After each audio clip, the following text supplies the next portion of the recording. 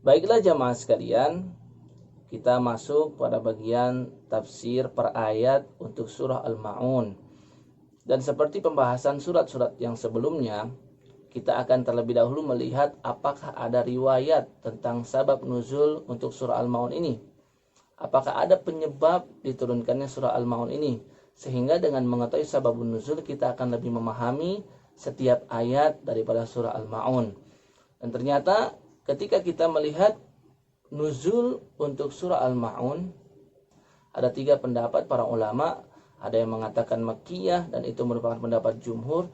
Ada yang mengatakan Madaniyah, dan ada juga yang mengatakan gabungan antara Makkiyah dan Madaniyah. Pada ayat pertama sampai dengan ketiga adalah Makkiyah, 4 sampai dengan ke-7 adalah Madaniyah. Dan karena memang para ulama sudah berbeda tentang nuzul surah Al-Ma'un ini, maka sababun nuzul yang ditemukan pun juga berbeda. Ada sababun nuzul yang sampai riwayatnya kepada Abdullah bin Abbas radhiyallahu taala anhuma. Dia menceritakan bahwasannya surah Al-Ma'un diturunkan kepada Nabi Muhammad sallallahu alaihi wasallam ini sebagai peringatan bagi seorang tokoh Quraisy yang sangat disegani yang bernama Al-As bin Wa'il. Al-As bin Wa'il merupakan ayah daripada sahabat Nabi sallallahu alaihi wasallam yang mulia yang bernama Amr ibn al-As radhiyallahu taala anhu. Kemudian ada juga pendapat daripada Al-Imam As-Suddi, seorang at-tabi'in. Dia mengatakan bahwasannya surah Al-Ma'un diturunkan kepada Nabi Muhammad sallallahu alaihi wasallam untuk menyindir seorang tokoh Quraisy yang lain yang bernama Al-Walid bin Al-Mughirah. Ini merupakan tokoh Quraisy yang juga sangat disegani dan dihormati oleh orang-orang Quraisy, dan dia adalah ayah daripada sahabat Nabi sallallahu alaihi wasallam yang bernama Khalid bin Walid radhiyallahu taala anhu. Kemudian ada juga yang sebagian mengatakan surah Al-Ma'un ini diturunkan kepada Nabi Muhammad sallallahu alaihi wasallam untuk memberi peringatan kepada orang kafir Quraisy yang lain yang bernama Abu Jahal atau Amr bin Hisham. Dan ini pun adalah ayahanda daripada sahabat Nabi sallallahu alaihi wasallam yang sangat agung yang bernama Ikrimah. Ikrimah bin Abi Jahal atau Ikrimah bin Amr bin Hisham. Nah, kemudian ada pendapat lain yang disebutkan oleh Ibnu Juraij. Ibnu Juraij menyatakan bahwasanya awal mula surah Al-Ma'un ini diturunkan sebabnya adalah ketika ada seorang sahabat Nabi SAW yang bernama Abu Sufyan, dan ketika itu beliau belum masuk Islam, belum dikatakan sebagai sahabat Nabi SAW, bahkan dia termasuk musuh Rasulullah SAW yang paling keras perlawanannya kepada Nabi Muhammad SAW. Ada kebiasaan yang dilakukan Abu Sufyan, yaitu adalah setiap minggu dia selalu menyembelih seekor unta. Ya. Kemudian ketika dia menyembelih, maka datang seorang anak yatim yang meminta bagian daripada daging tersebut, mengemis kepada Abu Sufyan. Kemudian ternyata Abu Sufyan tidak memberikan, justru Abu Sufyan menghardik anak yatim tersebut. Maka Allah Subhanahu wa taala turunkanlah surah Al-Ma'un ini.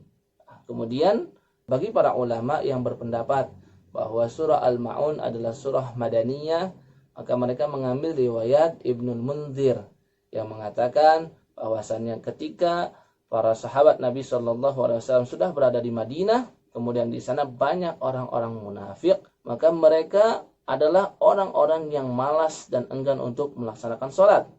Ketika bersama dengan kaum muslimin, maka mereka sholat. Namun ketika mereka sendirian, maka mereka malas-malasan untuk melaksanakan sholat.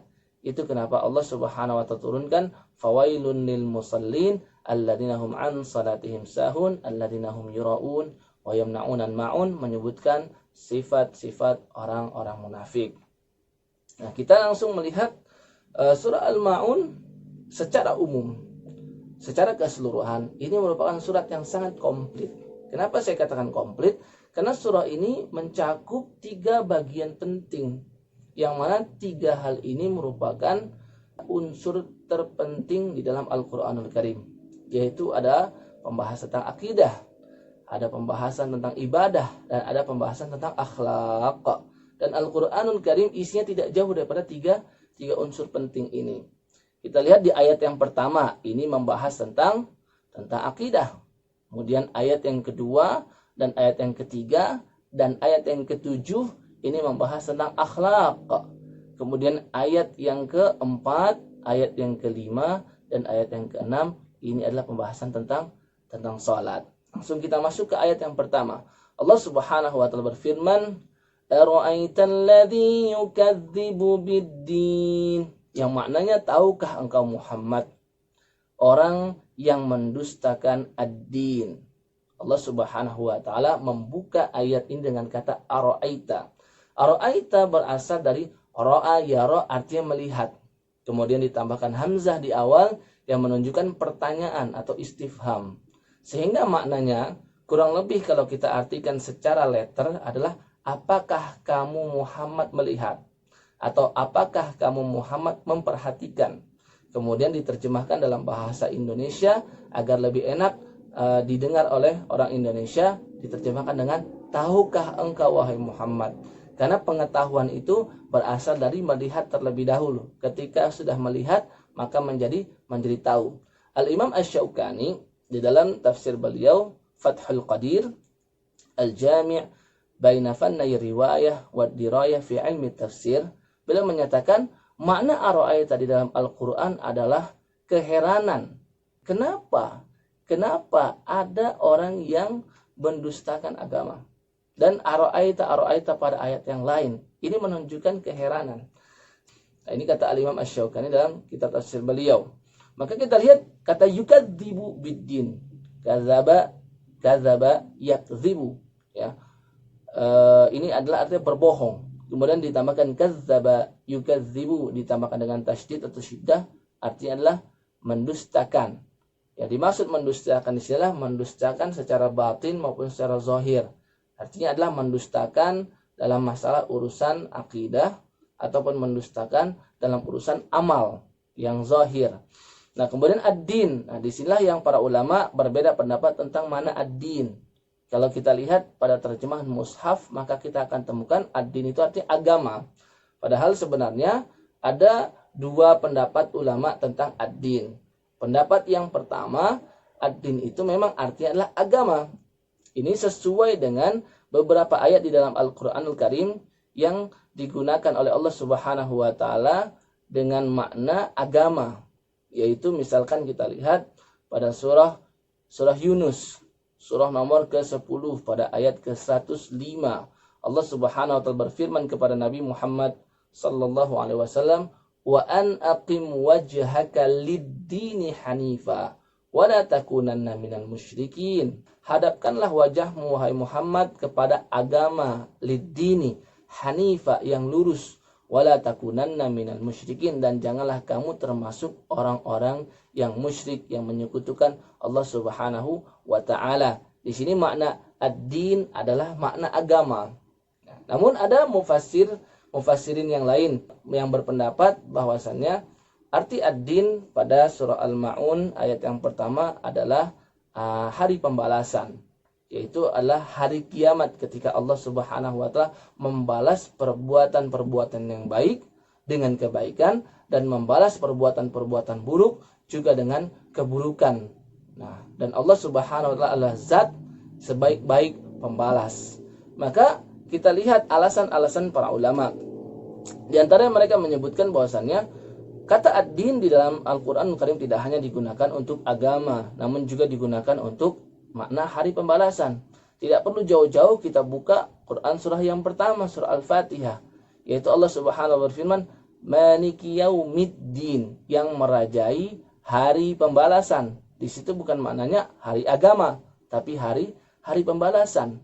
Dan banyak sekali ayat-ayat lain yang menyebutkan kata ad-din kemudian disandingkan dengan kata yukadzibu atau kadzaba yukadzibu dengan pecahan-pecahan kata yang lain yang menunjukkan mendustakan. Ini digunakan untuk makna hari pembalasan. Nah, kita ambil contoh misalnya di dalam Al-Qur'an Karim, Quran surah nomor yang ke-82, yaitu surah Al-Infitar pada ayat yang ke-9. Allah Subhanahu wa taala berfirman, kalla, sekali-kali tidak, bal tukadzibuna biddin. Sama menggunakan kata kadzaba, yaitu tukadzibu. Kalau di surah Al-Maun yukadzibu biddin, Ya, kalau tukadzibu untuk orang kedua, ya, atau lawan bicara, sedangkan yukadzibu adalah untuk orang ketiga yang bukan menjadi lawan bicara. Maka di sini Allah Subhanahu wa taala berfirman, akan tetapi kamu mendustakan hari pembalasan. Nah, jadi bukan artinya itu ad-din adalah agama.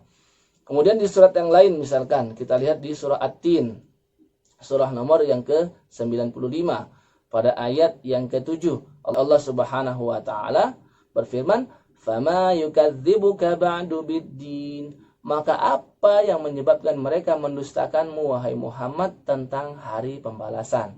Nah, di sini kata ad-din disandingkan dengan yukadzibu. Nah, ini juga artinya adalah hari pembalasan. Nah, ini dua pendapat para ulama. Kemudian terjemahan Indonesia mengambil pendapat yang pertama, yaitu ad-din untuk makna agama.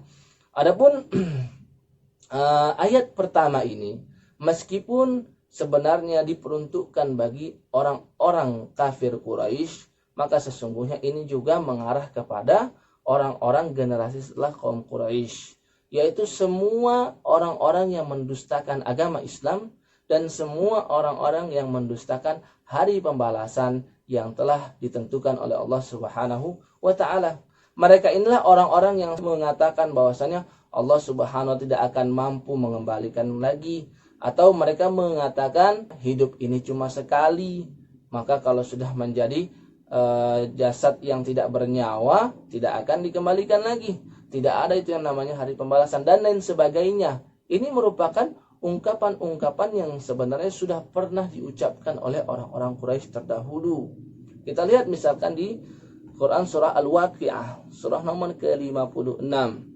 Pada ayat yang ke-47, Allah Subhanahu wa taala berfirman, "Wa kanu yaquluna a idza mitna wa kunna turaban wa 'idhaman a inna lamab'utsun." Perhatikan sindiran-sindiran orang-orang kafir Quraisy diarahkan kepada Nabi Muhammad sallallahu alaihi wasallam. Mereka berkata, yaquluna a idza mitna, wahai Muhammad, a idza mitna, apakah apabila kami sudah mati, kami sudah wafat, wa kunna turaban wa 'idhaman, dan kami telah menjadi debu tanah dan juga tulang belulang, a inna lamab'utsun, apakah mungkin kami akan dibangkitkan kembali. Nah, ini adalah pernyataan-pernyataan orang kafir Quraisy kepada Nabi Muhammad SAW karena mereka tidak mengimani tentang hari pembalasan, ya. Dan banyak juga ayat-ayat lain yang menyebutkan hal itu dengan ungkapan lain namun maksudnya sama. Misalkan kita ambil surah nomor ke-36, surah Yasin pada ayat yang ke-78. Allah Subhanahu wa taala berfirman, "Wa daraba lana mathalan wa nasiya khalqah. Qala man yuhyil 'idhama wa hiya ramim." Manusia berkata, "Man yuhyil 'idhama wa hiya ramim." Siapa yang masih sanggup untuk menghidupkan tulang belulang? Menghidupkan kembali, menggabungkan kembali, menyusun kembali tulang belulang yang sudah ramim, yang sudah hancur luluh. Ya, ini merupakan nyinyiran-nyinyiran dan celaan dan juga sindiran dari kafir Quraisy kepada Nabi Muhammad sallallahu alaihi wasallam. Bahkan dalam sebuah riwayat dikisahkan bahwasannya ada seorang kafir Quraisy yang bela-belain membawa tulang belulang dari kuburan, kemudian mendatangkan tulang tersebut ke hadapan Nabi sallallahu alaihi wasallam dan menyatakan, "Wahai Muhammad, betulkah Rabbmu bisa menghidupkan kembali tulang-tulang ini, menyusun kembali menjadi tubuh yang sempurna daripada tulang-tulang yang sudah hancur ini?" Maka Nabi SAW menjawab, "Bala, tentu Allah Subhanahu sanggup." Ya, dan dia melakukan hal itu untuk mengejek Nabi Muhammad sallallahu alaihi wasallam. Kemudian ayat yang kedua, "Fadzalikal ladzi yad'un yatim." Itulah orang yang yad'ul yatim, orang yang suka menghadik anak yatim. Jadi orang yang mendustakan agama, kemudian sifat yang berikutnya, dia itu adalah orang yang suka menghadik anak yatim. Kata fadzalika, kita lihat Allah Subhanahu mengawali ayat kedua dengan fa, yang menunjukkan ini sambungan daripada ayat yang pertama. Kemudian dengan kata zalika, zalika itu adalah isim isyarah, isim isyarat dalam bahasa Arab itu ada dua, yang menunjukkan al-qurbu dan ada yang menunjukkan al-bu'du. Yang satu menunjukkan dekat dan satu menunjukkan yang jauh. Biasanya untuk menunjukkan yang dekat dengan hadza dan hadhihi, sedangkan untuk yang jauh dengan zalika dan tilka. Pada ayat yang kedua Allah Subhanahu wa taala menggunakan fadzalika, itulah. Nah, dalam bahasa Arab, zalika menunjukkan untuk sesuatu yang jauh, seolah-olah Allah Subhanahu wa taala ingin memberitahukan kepada kita semua bahwasannya orang-orang yang suka mendustakan agama adalah orang yang jauh dari Allah Subhanahu wa taala. Sehingga menggunakan kata zalik. Karena kalau dia dekat, maka menggunakan kata hadza. Ini mirip dengan ayat-ayat yang menggunakan kata zalika dan hadza di surat-surat yang lain. Contohnya misalkan kita lihat Allah Subhanahu wa taala menggunakan kata zalika untuk sesuatu yang jauh, untuk Al-Qur'anul Karim yang berada di Lauhul Mahfuz yang tersimpan di atas langit. Allah Subhanahu wa taala di surah Al-Baqarah berfirman pada ayat yang kedua, "Dzalikal kitabu la raiba fih." Menggunakan zalika. Ya, jadi dalam terjemahan kita itu, tapi faidahnya lebih daripada itu. Faidahnya dalam bahasa Arab, zalika itu menunjukkan sesuatu yang jauh. Kenapa Allah Subhanahu wa taala mengkisahkan Al-Qur'an pada surat Al-Baqarah ayat kedua ini dengan kata zalika? Ini menunjukkan Al-Qur'an atau Alkitab itu ada yang letaknya jauh di sana, yaitu di Lauhul Mahfuz. Dan di sini Allah menggunakan kata Alkitab yang tertulis. Sedangkan untuk kata hadza Allah gunakan untuk Al-Qur'an yang ada di hadapan kita, yaitu pada Quran surah Al-Isra, surah nomor ke-17, pada ayat yang ke-9, Allah Subhanahu wa taala berfirman, "Inna hadzal Qur'ana yahdi lillati hiya aqwam." Sesungguhnya Al-Qur'an ini. Nah, di sini terkadang Allah menggunakan Al-Qur'an dengan kata hadza, terkadang dengan kata zalika. Untuk hadza yang menunjukkan dekat, artinya adalah mushaf-mushaf yang ada di tangan kita, mushaf-mushaf yang ada di sekitar kita yang biasa kita baca, maka itu akan memberikan yahdi lillati hiya aqwam, memberikan petunjuk pada jalan yang paling lurus. Fadzalikal ladzi yad'ul yatim. Yad'u dalam bahasa Arab artinya adalah mendorong dengan keras, mendorong dengan kasar. Yad'u bisa digunakan untuk makna yang batin, yaitu adalah menyakiti anak yatim. Yad'u, menyakiti baik secara zahir maupun menyakiti secara batin. Dan inilah yang dikatakan oleh Ibnu Abbas bahwasannya yad'ul yatim adalah yadfa'u haqqal yatim. Ya, Imam Ibnu Katsir dalam tafsirnya, tafsir Al-Qur'anil Azim, beliau menyebutkan riwayat Ibnu Abbas yang berkata dan berpendapat bahwasannya yad'ul yatim artinya adalah yadfa'u haqqal yatim, yang suka mencegah, yang suka menghalang-halangi haknya anak yatim. Nah, kemudian ayat yang ketiga, wala yahuddu 'ala ta'amil miskin. Dan dia tidak suka menganjurkan, wala yahuddu, tidak suka menggalakkan dan mendorong orang untuk memberi makan kepada orang miskin. Jadi orang yang mendustakan agama, selain dia suka menyakiti anak yatim, dia juga suka menyakiti orang miskin. Dengan cara apa? Dengan cara selain tidak memberikan makan kepada orang miskin, dia pun tidak menganjurkan orang lain agar orang tersebut memberi makan kepada orang miskin. Nah, ini adalah sifat yang tercela yang dimiliki oleh orang yang mendustakan agama atau mendustakan hari pembalasan. Maka di sini kita lihat kata ta'am, wala yahuddu 'ala ta'amil miskin. Ta'am itu artinya makanan, memberi makan orang miskin. Dalam bahasa Arab, memberi makan biasanya digunakan dengan kata at-ta'ama yut'imu, artinya memberi makan. At-ta'ama yut'imu it'aman. Tapi di sini menggunakan kata ta'am saja tanpa menggunakan hamzah. Hal ini ingin menunjukkan bahwasannya setiap orang yang melakukan ini, memberi makan, dia tidak merasa dirinya yang memberi makan. Tapi sesungguhnya Allah Subhanahu wa taala yang telah memberi makan kepada orang miskin melalui orang tersebut. Dan dua ayat ini, ayat kedua dari surah Al-Ma'un dan ayat ketiga, ini adalah ayat yang juga disebutkan pada surat yang lain, yang sangat mirip, yaitu di surah Al-Fajr, surah nomor ke-89, pada ayat ke-17 dan ayat ke-18. Allah Subhanahu wa taala berfirman, "Kalla bal la tukrimunal yatim." Sekali-kali tidak, akan tetapi kamu tidak memuliakan anak yatim. Wala tahadduna ala ta'amil miskin, dan kamu juga tidak menganjurkan untuk memberi makan orang miskin. Ya. Dan kata miskin di dalam Al-Qur'anul Karim itu menunjukkan dua macam, yaitu fakir dan miskin. Karena ada sebuah kaidah dalam Al-Qur'anul Karim yang disebutkan oleh Al-Imam Abdurrahman Ibnu As-Sa'di dalam tafsir beliau Taisirul Karimir Rahman fi Tafsiril Kalamil Mannan, bahwasanya kalimatani, ada dua kata, idza ijtama'ata tafarraqata wa idza tafarraqata ijtama'ata.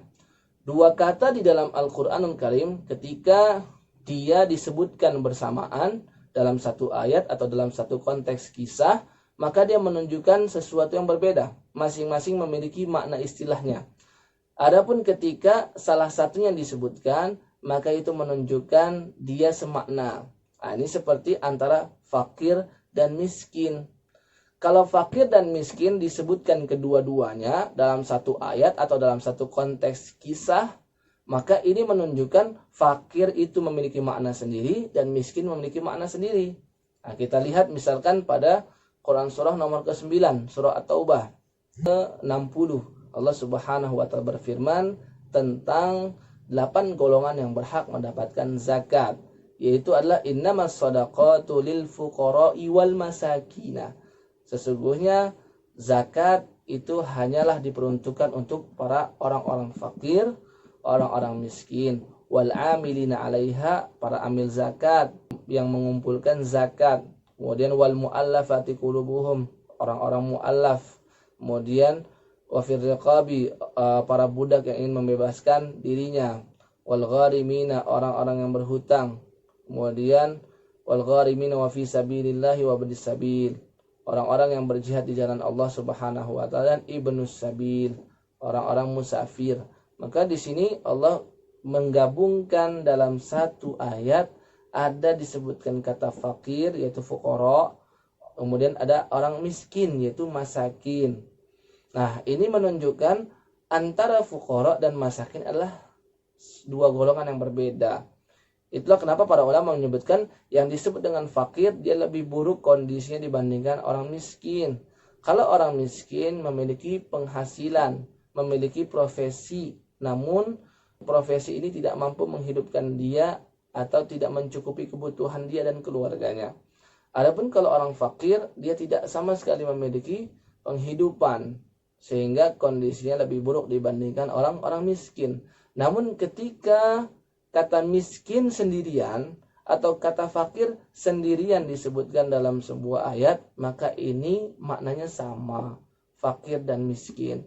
Nah, ini contohnya adalah pada surah Al-Ma'un di ayat yang ketiga ini, wala yahuddu ala ta'amil miskin. Allah hanya menyebutkan kata miskin saja, tapi miskin ini menunjukkan dua golongan tadi, miskin sekaligus dengan fakir. Kemudian ayat yang keempat, Allah Subhanahu wa taala berfirman, fawailun lil musallin. Fawailun lil musallin. Setelah Allah Subhanahu wa taala sebutkan 3 ayat, maka di ayat yang keempat Allah menggunakan kata fa di awalnya. Dan fa ini memang menunjukkan bersambung antara kalimat yang pertama di awal sampai dengan kalimat yang ini yang keempat. Menunjukkan ini adalah sebuah satu kesatuan. Itulah kenapa Pak Jumhur mengatakan surah Al-Ma'un itu diturunkan 1 kali saja, yaitu Makkiyah dari ayat 1 sampai dengan ke-7 lengkap. Ya, kenapa? Karena memang ini adalah satu kesatuan yang terus menyambung, ya, tidak terpisah. Nah, maka di ayat yang keempat Allah Subhanahu wa taala katakan fawailun lil musallin. Nah, kata wailun, Wailun ini diartikan dalam mushaf dengan arti kecelakaan atau kebinasaan. Sebenarnya para ulama berbeda pendapat tentang makna wailun, tapi semua perbedaan ini mengarah pada satu makna, yaitu kecelakaan dan kebinasaan. Contohnya misalkan Ibnu Abbas mengatakan wailun itu adalah sebuah lembah di neraka jahanam. Ya, maka kalau diartikan dengan makna ini, orang-orang yang sholat dan sholatnya lalai, kemudian sholatnya ingin dilihat orang lain, maka kelak dia akan disiksa oleh Allah Subhanahu wa Ta'ala di lembah neraka jahanam tersebut. Ya, ada juga pendapat lain yang mengatakan wailun itu adalah azab yang pedih, sehingga maknanya menjadi maka azab yang pedih bagi orang-orang yang sholat dan lalai terhadap sholatnya, dan sholatnya ingin dipuji atau dilihat oleh orang lain. Ada juga yang mengatakan wailun itu adalah artinya kesulitan. Namun tiga pendapat ini menyimpulkan pada satu makna yang sama, yaitu adalah kebinasaan, kemudian kehancuran dan kecelakaan. Ya, itulah kenapa disebutkan dalam terjemahan mushaf kita dengan kecelakaan. Kemudian pada ayat yang kelima, alladzina hum 'an salatihim sahun, yaitu orang-orang yang lalai terhadap salat mereka, atau orang-orang yang lalai daripada salat mereka. Allah Subhanahu wa Ta'ala menyebutkan sahun, yaitu dari asal kata sahwun. Ada istilah di dalam fikih salat namanya sujud sahwi, yaitu sujud yang dilakukan ketika terlewat beberapa rangkaian salat, seperti misalkan wajib salat ataupun sunnah salat yang biasa dilakukan, kemudian terlupa tidak dilakukan, maka dianjurkan untuk melakukan sujud sahwi. Nah, maka sahun adalah orang yang lupa. Alladzina hum 'an salatihim sahun, yaitu orang yang lalai, yang lupa terhadap salatnya. Apa yang dimaksud dengan lalai terhadap salat? Nah, di sini para ulama menyebutkan macam-macam bentuk lalai daripada salat. Ada di antaranya ulama menyebutkan yang dimaksud dengan lalai daripada ibadah salat adalah orang yang mengerjakan salat, namun dia tidak menegakkan salat.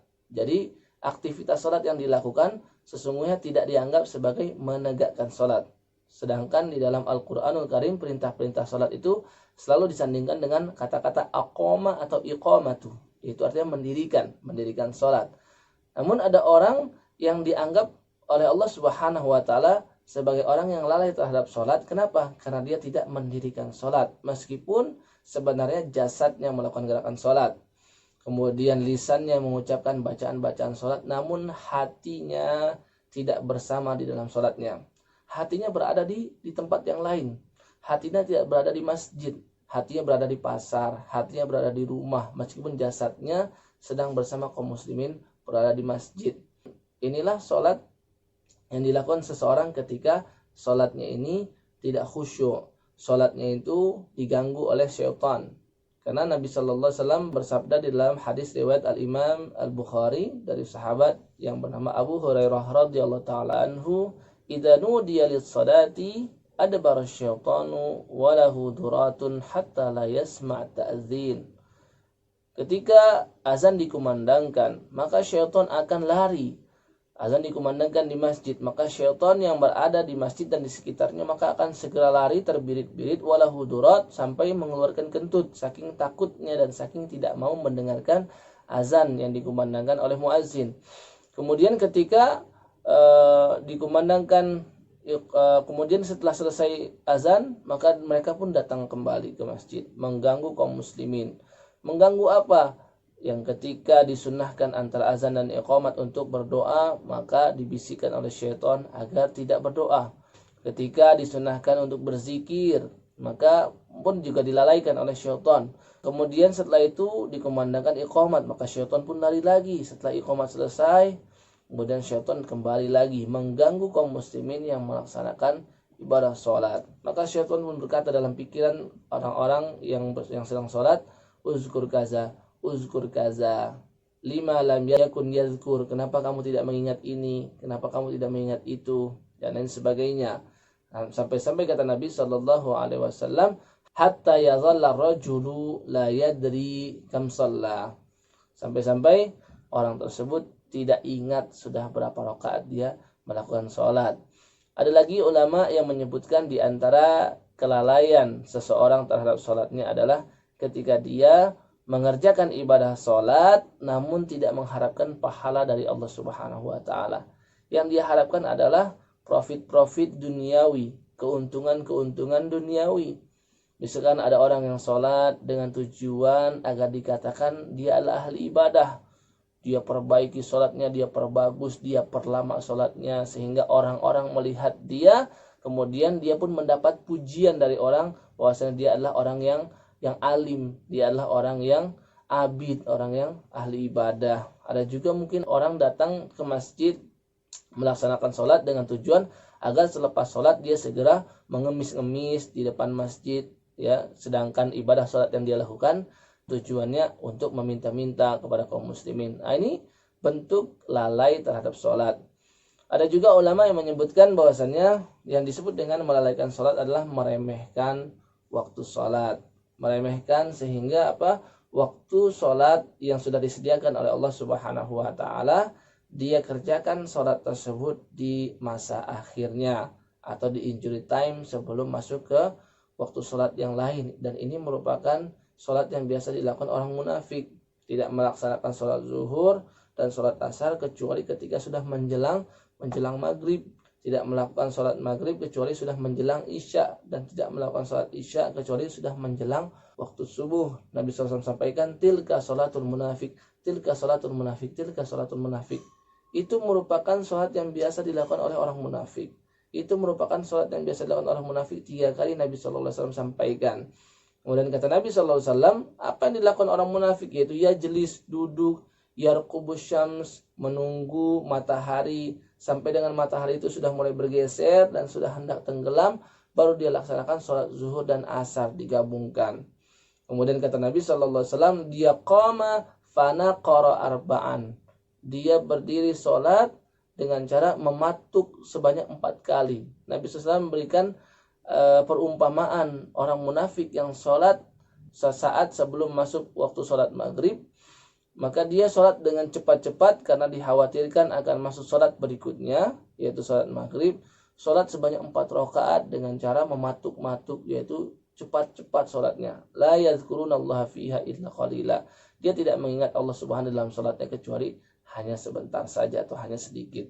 Ada lagi ulama yang mengatakan yang dimaksud dengan lalai terhadap sholat adalah orang yang mengerjakan sholat ketika bersama dengan orang lain, namun ketika dia sendirian dia tidak mau mengerjakan sholat. Nah, ini seperti orang munafik, yaitu melakukan sholat karena ria, ingin dilihat orang lain. Adapun ketika orang lain sudah tidak ada, maka dia tidak mau melaksanakan sholat. Ada lagi ulama yang menyebutkan yang dimaksud dengan lalai terhadap sholat adalah betul-betul meninggalkan ibadah sholat, tidak mengerjakan sholat. Inilah beberapa contoh kelalaian dalam sholat, dan inilah yang menyebabkan kenapa pahala sholat tidak didapatkan secara sempurna. Banyak kaum muslimin yang melakukan ibadah sholat, ya, lelah melaksanakannya, namun ternyata pahala yang diberikan oleh Allah Subhanahu tidak sempurna, tidak sesuai dengan kelelahan yang dia rasakan. Nabi SAW pernah bersabda, innar rajula la yansarif. Sesungguhnya seseorang selepas sholat, ya, wa ma kutiba lahu illa, dan tidak dituliskan pahala bagi orang tersebut kecuali usyru sholati, hanya 1/10 daripada sholatnya. Jadi diberikan pahala oleh Allah hanya 1/10, sangat sedikit. Tus'uha, ada yang 1/9, ada yang sumunuha 1/8, ada yang subu'uha, ada yang 1/7, ada yang sudusuha, ada yang khumusuha, ada yang rubu'uha, sudusuha. Terus Nabi SAW beritahu bahwasanya ada yang 1/5, 1/4, 1/3, setengah, dan Rasul tidak sampaikan dalam hadis tersebut kamiluha, ada yang mendapatkan pahala sholat sempurna.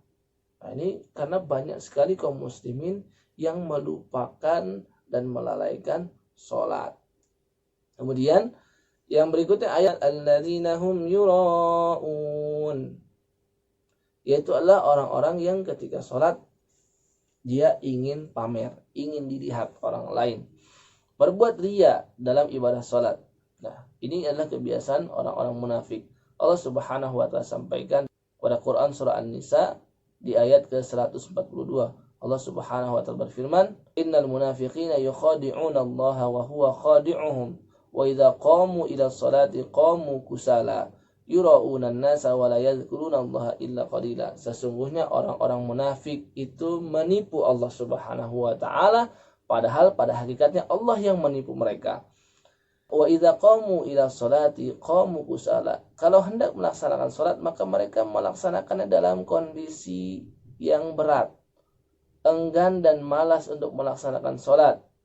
Yura'una an-nasa wa la yadhkuruna Allah illa qalila. Kenapa? Karena salat yang dia lakukan itu tujuannya untuk yura'una an-nas, diperlihatkan kepada banyak manusia, kepada khalayak ramai. Wa la yadhkuruna Allah illa qalila, dan dia tidak mengingat di dalam salatnya itu mengingat Allah Subhanahu wa taala kecuali hanya sedikit dan sebentar saja, ya. Dan Allah Subhanahu wa taala kelak akan menghinakan sehina-hinanya orang munafik yang melakukan hal seperti ini. Melakukan amalan salat, melakukan amalan sedekah, melakukan amalan yang lain dengan tujuan bukan untuk mendapatkan pahala dari Allah Subhanahu wa taala, tapi tujuannya agar mendapat pujian dari manusia. Nabi Muhammad sallallahu alaihi wasallam bersabda di dalam hadis riwayat Imam Ahmad, "Man samma'an nasa bi'amalihi." Barang siapa yang pamer amalan terhadap manusia, maka apa yang akan dia dapatkan? Samma'allahu bihi sami'a khalqih. Kelak Allah Subhanahu wa taala pun juga akan pamerkan amalan dia di hadapan seluruh makhluknya. Wa haqqarahu wa sagharahu. Kemudian setelah dipamerkan dan diperlihatkan, Allah tidak memberikan pujian kepada dia, justru Allah Subhanahu wa taala akan merendahkan dia dan menghinakan dia. Kenapa? Karena ibadah yang dia lakukan bukan dengan tujuan mendapatkan pahala dan keridhaan dari Allah Subhanahu wa taala. Kemudian pada ayat yang ke-7, wa yamna'unal ma'un, dan enggan menolong orang dengan barang yang berguna. Ini kalau kita lihat secara terjemahan. Tapi sesungguhnya para mufassirin berbeda pendapat tentang makna al-ma'un. Al-ma'un, ada mufassirin yang mengambil pendapatnya Ali bin Abi Thalib, yaitu adalah zakat. Sehingga wa yamna'unal ma'un artinya orang-orang yang enggan membayar zakat. Ada lagi pendapat sebagian para sahabat yang mengatakan al-ma'un itulah sedekah. Sehingga makna wa yamna'unal ma'un adalah dan orang-orang yang tidak mau memberikan sedekah. Ada lagi pendapatnya Abdullah bin Mas'ud. Beliau mengatakan bahwasanya yang disebut dengan al-ma'un adalah barang-barang rumah tangga yang biasa dipinjamkan kepada orang lain, seperti misalkan panci, piring, dan lain sebagainya. Kemudian seorang tabi'in yang bernama Ikrimah, dia menggabungkan seluruh pendapat ini, sehingga beliau menyebutkan bahwasannya al-ma'un itu bentuknya sangat banyak, sedangkan bentuk yang terburuk adalah tidak mau menunaikan zakat. Kemudian bentuk yang paling rendah daripada al-ma'un adalah tidak memberikan barang sebagai pinjaman kepada orang yang hendak meminjamnya. Nah, ini merupakan pendapat para ulama tentang al-ma'un.